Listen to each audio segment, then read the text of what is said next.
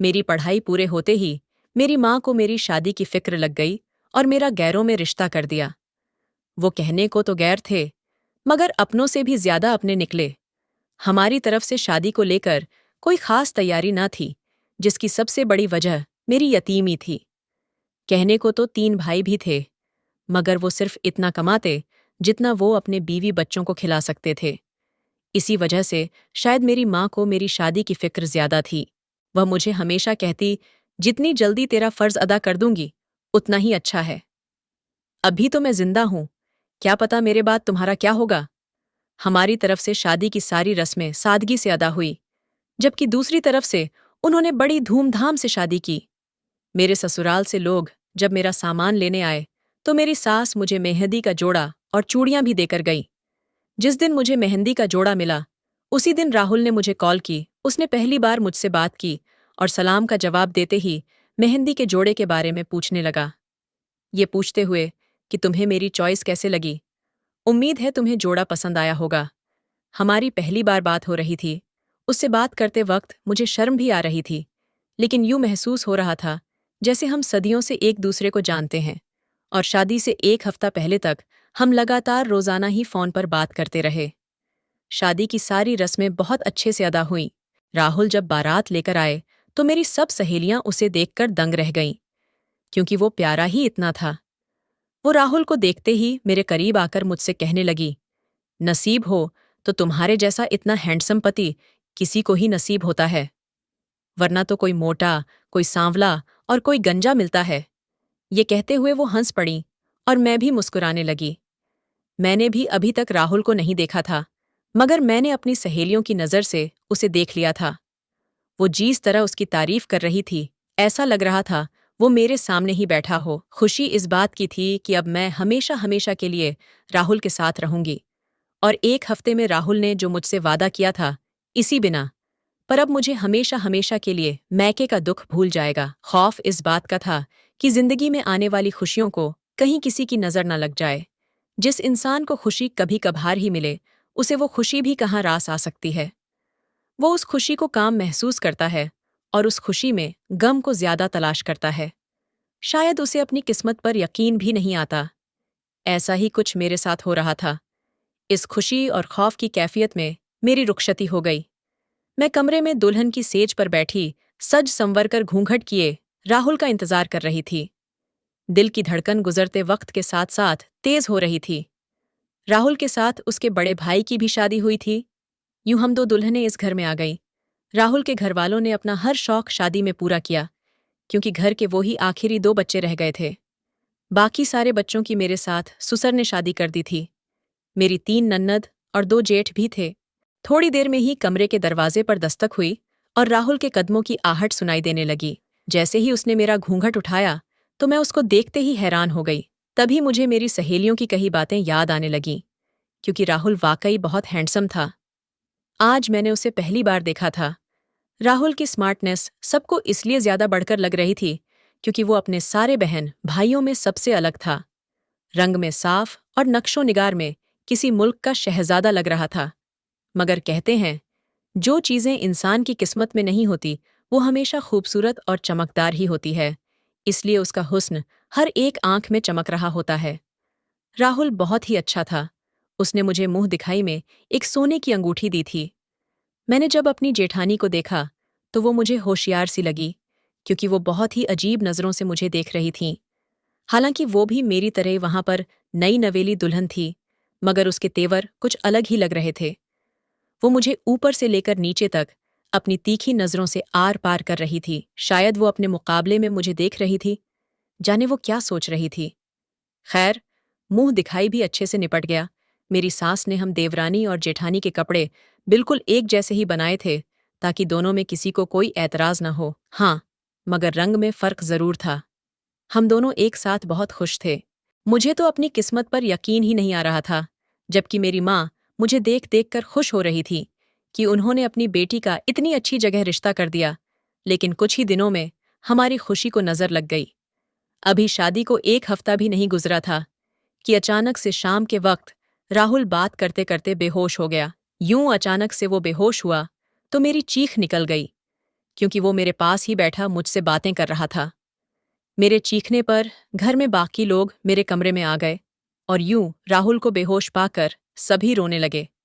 और फिर मेरे जेठ और ससुर ने जल्दी से राहुल को उठाया और उसे होश में लाने लगे। उसके चेहरे पर कोई पानी छिड़कता है तो कोई उसके पैरों के तलवे मलता, मगर उसे होश नहीं आ रहा था। जल्दी से वो राहुल को लेकर बाइक पर ही बैठाकर डॉक्टर के पास ले गए। मेरा ससुराल शहर में ही था, इसलिए वो राहुल को लेकर जल्दी से अस्पताल पहुंच गए। हम सब घर में बहुत परेशान थे। तकरीबन आधे घंटे के बाद जब मेरे जेठ ने कॉल की तो बताया कि राहुल को होश आ गया है, जिसे सुनते ही जैसे मेरे जिस्म में दोबारा से जान लौट आई हो। थोड़ी देर में ही वो राहुल को घर में ले आए। राहुल के घर में आते ही मेरी सास जल्दी से आगे बढ़कर गले लगते ही तेज आवाज में रोने लगी और रोते हुए अपने बेटे का माथा चूम कर कहने लगी, मेरे बेटे को किसी की नजर लग गई।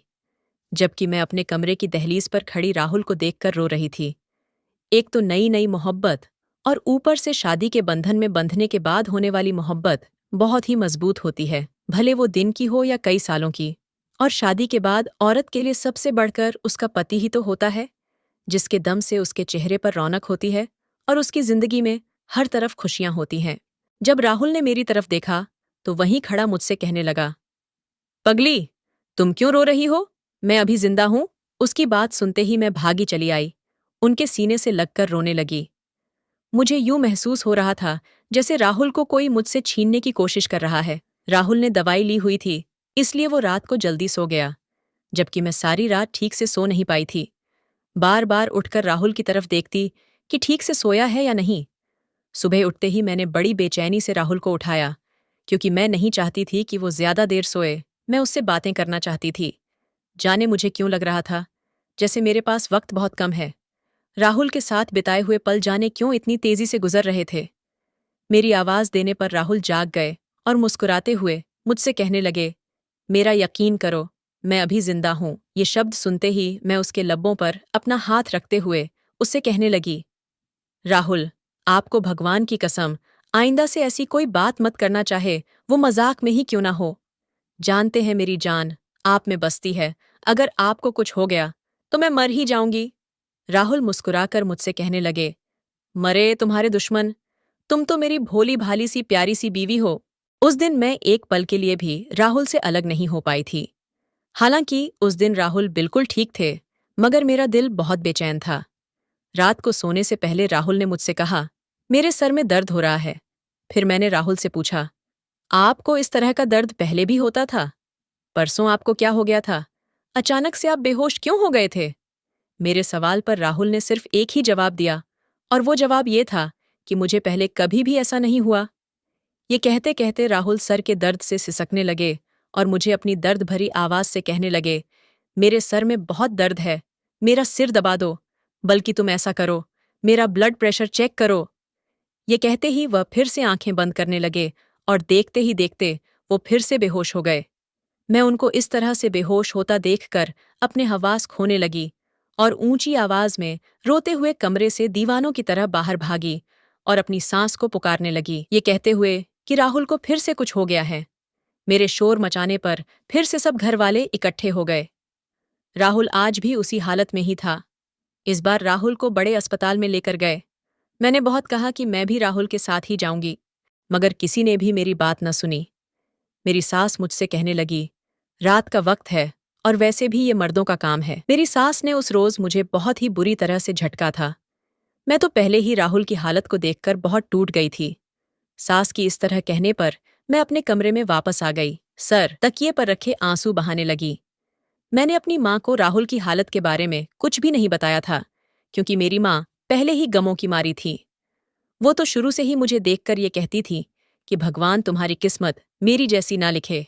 मेरी माँ जवानी में ही विधवा हो गई थी। थोड़ी देर में ही फिर से जेठ का फोन आया और उन्होंने बताया, राहुल होश में आ चुका है, मगर इस बार डॉक्टर ने राहुल के टेस्ट लिख कर दिए हैं। डॉक्टर ने कहा है कि राहुल के सारे टेस्ट जल्द से जल्द करवाए जाएं, इसलिए हमें आने में देर हो जाएगी। मुझे राहुल के लिए बहुत फिक्र हो रही थी। मैंने परेशान होते हुए अपनी माँ को कॉल कर ली, ये सोचते हुए कि अब राहुल की तबीयत ठीक नहीं लग रही, इसलिए माँ को बताना भी जरूरी है। फिर ससुराल वाले कहेंगे कि ऐसे मौके पे कोई भी राहुल की खैरियत मालूम करने के लिए नहीं आया। यही सोचते हुए जब मैंने अपनी माँ को कॉल की तो मेरी माँ मेरी बात सुनते ही रोने लगी, ये कहते हुए कि भगवान तुम्हारी किस्मत मेरी जैसी न लिखें। रात के करीब 11 बजे जब राहुल को लेकर मेरे जेठ और ससुर घर आए तो वो बहुत परेशान थे। मैंने बहुत बेचैन होते हुए जब उनसे रिपोर्ट के बारे में पूछा तो वो कहने लगे, रिपोर्ट्स 1-2 दिन में मिलेंगी, मगर डॉक्टर ने कहा है कि खतरे की बात है। ये सुनते ही मेरी नई नवेली जेठानी मुंह बनाते हुए मेरी सास की तरफ देखते हुए कहने लगी, कुछ लोगों के कदम बहुत ही मनहूस होते हैं, इनकी वजह से दूसरों की भी किस्मत में आने वाली खुशियां रुख मोड़ लेती हैं।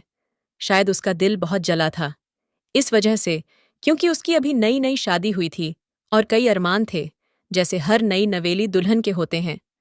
अरमान तो मेरे भी थे, मगर ईश्वर का लिखा को कौन मिटा सकता है।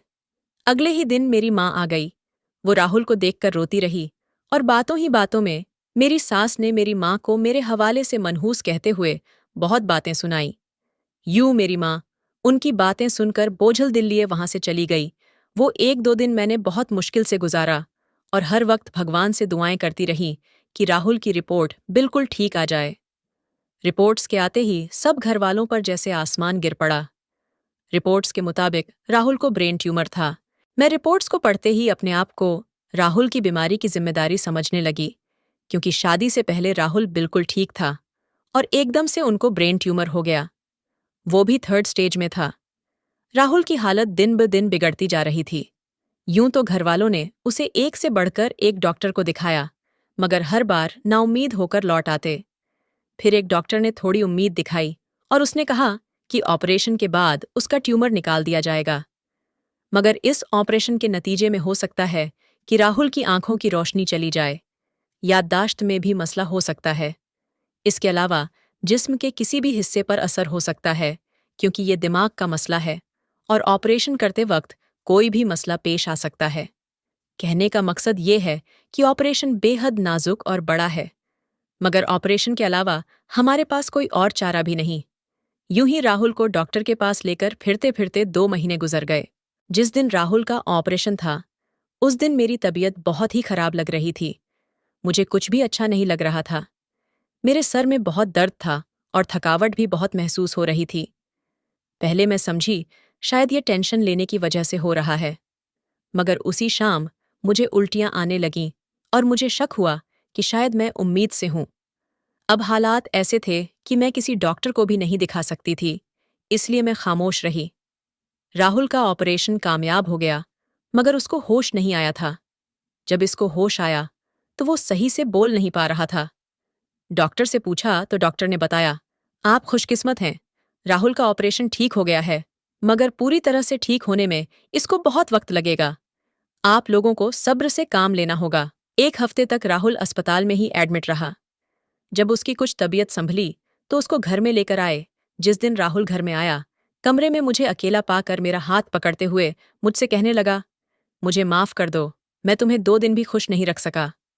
मैंने तुमसे कितने वादे किए थे, मगर मैं अपना किया हुआ एक वादा भी नहीं निभा पाया। ये कहते हुए उसकी आंखें नम हो गईं। मुझे उसकी ये बातें सुनकर बहुत रोना आ रहा था। फिर मैंने अपने आप को मजबूत किया। अगर मैं उसके सामने रो पड़ी तो वो हिम्मत हार बैठेगा, और वैसे भी वो इस हालत में है, उसे परेशान करना खतरनाक साबित हो सकता है। मैं मुस्कुराते हुए राहुल को दिलासा देने लगी। मेरी माँ और मेरे भाई जब राहुल का पता लेने आए, जाने मेरी सास को क्या हो गया। वो मेरी माँ से कहने लगी, आप अपनी बेटी को अपने साथ कुछ दिन के लिए ले जाएं। जब उन्होंने ऐसा कहा तो मैं उनकी बात समझ नहीं पाई। उन्होंने इस कदर सख्त लहजे से कहा था कि मेरी माँ वापस पलटकर कोई जवाब न दे सकी और न ही पूछ पाई। मेरी सास मेरी माँ को अपना फैसला सुनाकर वहां से चली गई, जबकि मैं ये सुनते ही बहुत हैरान हुई। मैं राहुल को इस हालत में कैसे छोड़कर जा सकती थी?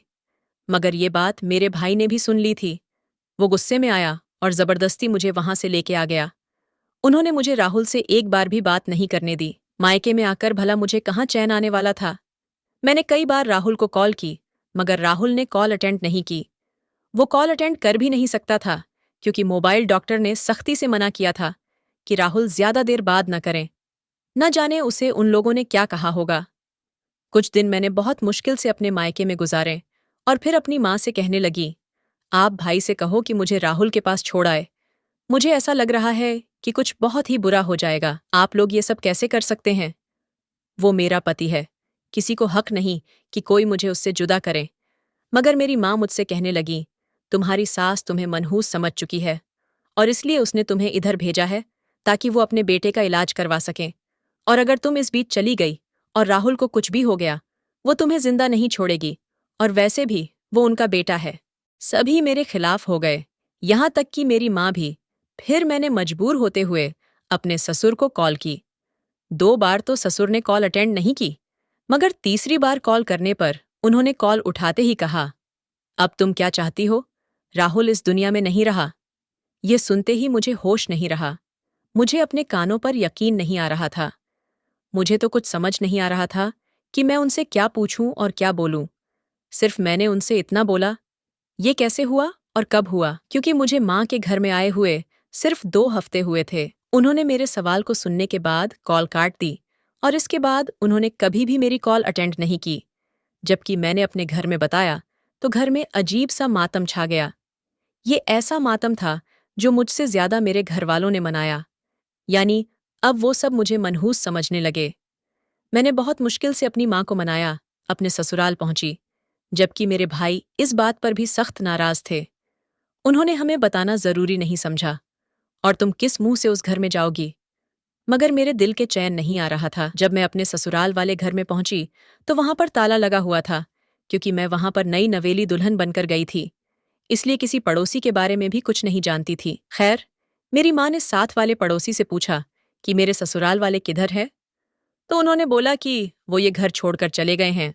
जब मेरी माँ ने राहुल के बारे में पूछा तो उन्होंने कहा कि हमें उसके बारे में कुछ भी मालूम नहीं। दूसरे पड़ोसी से पूछा तो उन्होंने कहा, हम तो 1 हफ्ता पहले ही किराए के मकान में आए हैं, तो हमें ना ही राहुल के बारे में कुछ मालूम है और न ही उनके घरवालों के बारे में। मेरी माँ मुझे कोसते हुए घर में वापस ले आई, ये कहते हुए कि वो तुमसे पीछा छुड़ाना चाहते थे और उन्होंने छुड़ा लिया, और अब राहुल इस दुनिया में नहीं रहा। तुम घर में बैठो। मेरी तबीयत दिन ब दिन और बिगड़ती गई। मेरी हालत को देखते हुए मेरी भाभी मुझसे कहने लगी, कहीं तुम उम्मीद से तो नहीं? तुम्हारी हालत को देखते हुए मुझे शक हो रहा है। जबकि दूसरी भाभी बोली, हाय रब्बा, अब एक और जिम्मेदारी संभालनी पड़ेगी। जबकि अभी तक ये मालूम नहीं था कि मैं उम्मीद से हूं। खैर, उनके कहने पर मेरी माँ घर में एक नर्स को लेकर आई और उसने कहा कि मैं सच में उम्मीद से हूं। बल्कि वो मुबारकबाद देते हुए कहने लगी, खुशखबरी है। ये बात सुनते ही मुझे कोई खुशी नहीं हुई, क्योंकि राहुल इस दुनिया में नहीं रहा था। तो ये खुशखबरी किसके लिए होनी थी? सब मेरे बच्चे को इस दुनिया में आने से पहले ही बोझ समझने लगे थे। धीरे धीरे वक्त गुजरता रहा और वो दिन भी आ गया जिस दिन मैंने एक बेटे को जन्म लिया। मेरा बेटा बिल्कुल राहुल की तरह ही दिखता था। मैं अपने बेटे को गोद में लेकर आंसू बहाने लगी और कुछ दिन की राहुल की मोहब्बत याद करने लगी, क्योंकि मेरा और राहुल का साथ ही कितना था। मगर मेरे साथ उसकी कुछ यादें ही मेरी जिंदगी गुजारने का जरिया बनी। जब मैंने बेटे को जन्म दिया तो मेरे भाई माँ से कहने लगे, आप इसकी शादी कहीं और करवा दें। मगर मेरा दिल नहीं मानता था, क्योंकि मैंने राहुल को अपनी आंखों से कफन में नहीं देखा था। मुझे यकीन था कि राहुल जिंदा होगा। फिर दिल में ये भी सोचती कि अगर वो जिंदा है तो उसने कभी कॉल क्यों नहीं की, जबकि मेरा नंबर तो वही है। मैंने अपना फ़ोन नंबर नहीं बदला था और हमारे घर के बारे में भी उसे मालूम था। मेरी माँ ने भी मुझ पर बहुत जोर दिया कि दूसरी शादी कर लो, मेरी जिंदगी का कुछ नहीं मालूम। मैं अपनी माँ से कहने लगी, मैं किसी स्कूल में नौकरी कर लूंगी और अपने बेटे को पाल पोस लूंगी। मेरा बेटा मेरे पास है, मैं इसके सहारे जिंदगी गुजार लूंगी। धीरे धीरे वक्त गुजरता रहा और मैंने स्कूल में नौकरी शुरू कर दी। बेटे को भी साथ ही ले जाती थी। घर में उसको कौन संभालता? जिंदगी तो अब गुजारनी थी। दिन गुजर रहे थे, ऐसे में मेरे बड़े भाई का ट्रांसफर हो गया। उनका ट्रांसफर दूसरे शहर में हुआ। वो मुझसे कहने लगे, तुम भी हमारे साथ चलो। मैं भी उनके साथ हो गई, क्योंकि दोनों छोटे भाई मुझे बिल्कुल भी नहीं पूछते थे, ये सोचते हुए कि बड़ा भाई है, कुछ तो ख्याल रखेगा। जबकि मेरी माँ वहीं पुराने घर में ही रहीं। मैं अपने बड़े भाई के साथ नए शहर में आ गई। मेरी कौन सी सरकारी नौकरी थी? प्राइवेट स्कूल में पढ़ाती थी। अब हम जिस शहर में आए वो शहर बहुत ही अच्छा था। यहाँ के लोग भी अच्छे थे। शायद अब पुराने शहर में इतनी दर्द से भरी यादें थीं कि वहां पर रहना अच्छा नहीं लगता था। इसलिए नए शहर में नए लोग अच्छे लगने लगे। नए शहर में हालात भी कुछ बेहतर हो गए। बेहतर इस हवाले से हुए, एक तो मेरा टीचिंग में तजुर्बा था और दूसरा भाई के घर के पास ही एक प्राइवेट स्कूल था। मैंने वहां पर टीचिंग शुरू कर दी। स्कूल की मैडम बहुत ही अच्छी थी। बेटा भी बड़ा हो गया था। अब वो चौथी क्लास में पढ़ता था। मैडम मेरे बेटे से भी बहुत मोहब्बत करने लगीं। जब उन्होंने मेरी आपबीती सुनी तो वो मुझसे और भी ज्यादा हमदर्दी करने लगी। सारा दिन स्कूल में पढ़ाती और घर में बच्चों को ट्यूशन पढ़ाने लगी। दिन बहुत तेजी से गुजरने लगे, मगर इस बीच कोई भी दिन ऐसा नहीं गुजरा था जिस दिन मैंने राहुल को याद नहीं किया। मेरा बेटा जब भी अपने बाप के बारे में पूछता तो मैं यही कहती कि तुम्हारे पापा देश से बाहर है, बल्कि मैं उससे झूठ बोलती रही। उसकी हर सालगिरह पर उसे झूठ बोलते हुए उसे अपनी तरफ से एक तोहफा दे देती और उस पर राहुल का नाम लिख देती, ये कहते हुए कि ये तुम्हारे पापा ने बाहर से भेजा है। लेकिन अब वो बड़ा हो रहा था। वो अपने बाप की कमी को बहुत महसूस करने लगा था। स्कूल में टीचिंग करते हुए मुझे 5 साल गुजर गए और मेरा बेटा भी पहले से बड़ा हो गया। इस बीच मैडम ने भी मुझे कई बार मशविरा दिया कि दूसरी शादी कर लूं, मगर मैं उनसे हमेशा यही कहती है कि मेरा दिल कहता है कि राहुल जिंदा है। एक दिन मैडम ने मुझे ऑफिस में बुलाया और मुझे शादी का कार्ड देते हुए कहने लगी, मेरी बेटी की शादी है, तुम मेरी बेटी की शादी पर जरूर आना। क्योंकि मेरी मैडम से ज्यादा बनती थी, इस वजह से मैं उनको ना चाहते हुए भी मना नहीं कर पाई। शादी 1 हफ्ते बाद थी। मैं हमेशा की तरह बेवगी का लिबास पहने, उदास दिल लिए झूठी मुस्कुराहट अपने चेहरे पर सजाए मैडम की बेटी की बारात वाले दिन पहुंच गई। जब बारात आई तो मैंने वहां पर उस इंसान को देखा जिसका सदियों से मुझे इंतजार था। मुझे अपनी आंखों पर यकीन नहीं हो रहा था, मगर वो बारातियों में खड़ा मुस्कुरा रहा था। राहुल मेरे सामने खड़ा था। अचानक से जब उसकी मुझ पर नजर पड़ी तो उसका चेहरा उतर गया, जबकि मैं वहीं सदमे की हालत में खड़ी थी। मुझे अपनी धड़कन बंद होती हुई महसूस हुई। आज मेरा दिल जीत गया था। वो दिल जिसने हमेशा मुझे इस उम्मीद में जिंदा रखा कि राहुल जिंदा है, वो किसी मोड़ पर कभी न कभी मुझे जरूर मिलेगा। और आज वो मिल गया। मैं उस वक्त राहुल से कुछ न कह पाई। शादी में बहुत मुश्किल से वहां पर सारी रस्म के खत्म होने का इंतजार करने लगी। ये भी जानती थी कि जिस अंदाज में मुझे राहुल ने देखा है, वो भी मुझसे जरूर बात करना चाहेगा। जैसे बारात रुखसत हुई तो मैं अपने बेटे को अपने साथ लिए हॉल से निकल ही रही थी। वहां पर राहुल हमारे ही इंतजार में खड़ा था। राहुल को देखते ही मेरा दिल चाहा कि मैं उसका गिरेबान पकड़ूं और उससे पूछूं वो जिंदा था, मगर वो इतने अरसे कहाँ रहा। शादी के फंक्शन में मुझे मैडम से इतना तो मालूम हो चुका था कि राहुल उनकी बेटी की ससुराल की तरफ से आए हैं, यानी मेरे जेठ के घर में मेरी मैडम की बेटी ब्याह कर गई थी। इससे पहले कि मैं राहुल से कुछ पूछती या वो मुझसे कुछ पूछता, मैंने बहाना बनाते हुए अपने बेटे को वहां से जाने के लिए कहा और खुद राहुल से पूछने लगी, ये कहते हुए कि तुम तो बड़े बेवफा निकले। तुम जिंदा थे, मगर तुम्हारे घरवालों ने हमसे झूठ बोला और मैं बेवकूफ तुम्हारे मरने पर भी यकीन नहीं कर पाई। इस उम्मीद के सहारे अपनी सारी जवानी गुजार दी कि तुम कभी तो लौटोगे। जाने क्यों मुझे यकीन नहीं आ रहा था कि तुम मर गए थे, मगर आज तुम्हें जिंदा अपने सामने खड़ा देखकर मुझे यकीन तो हो गया है कि मेरा दिल सच कह रहा था। मगर तुमने मेरे साथ ऐसा क्यों किया? मेरी बात को बीच में ही काटते हुए राहुल मुझसे कहने लगा, तुम ड्रामा खत्म करो। एक तो तुम मुझे इस हाल में छोड़कर अपने घरवालों के साथ चली गई और उल्टा तुम मुझे ही कसूरवार ठहरा रही हो। फिर वो मुझसे कहने लगा, हाँ, तुम्हारे जाने के बाद मुझे घरवालों ने बताया था कि तुम घर से ये कहकर गई हो कि तुम बीमार पति के साथ सारी जिंदगी गुजार नहीं सकती, और वैसे भी राहुल की जिंदगी का क्या पता, आज है तो कल नहीं, ये कहकर तुम वहां से चली गई, जबकि मेरे घर वालों ने तुम्हारी बहुत मिन्नतें की थीं। ये सुनते ही मैं राहुल पर फट पड़ी, क्योंकि वो जो भी कह रहा था वो सब झूठ था। मैंने उसके लगाए गए तमाम इल्जामात का सिर्फ इतना जवाब दिया, ये सब झूठ है, और तुम लोग अगर इतने ही सच्चे थे तो घर छोड़कर क्यों गए?